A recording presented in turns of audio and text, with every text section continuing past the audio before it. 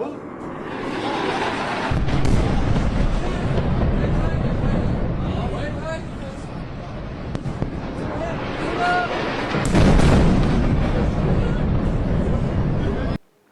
udara yang dilancarkan Israel membuat Lebanon kian terkepung.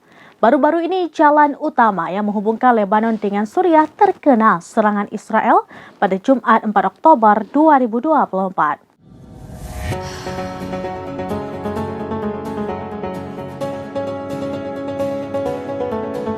Serangan udara yang dilancarkan oleh Israel membuat Lebanon kian terkepung. Baru-baru ini, jalan utama yang menghubungkan Lebanon dengan Suriah terkena serangan Israel pada Jumat 4 Oktober pagi.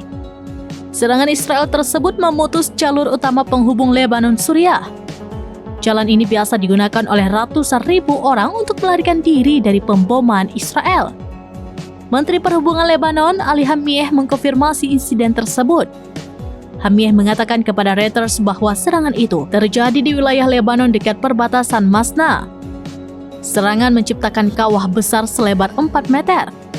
Sejauh ini belum ada laporan korban jiwa maupun cedera. Sementara itu, pasukan pertahanan Israel menuding Hizbullah menggunakan penyeberangan itu untuk mengangkut peralatan militer ke Lebanon.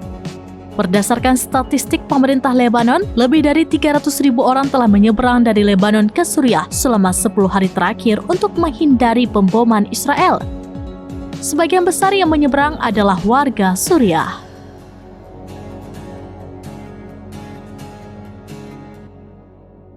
Demikian informasi terkini Syedar Alun. Saksikan terus beragam informasi lainnya. Jangan lupa like dan share seluruh akun serambines.com.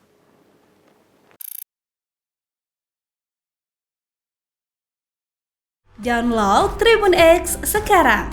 Menghadirkan lokal menjadi Indonesia.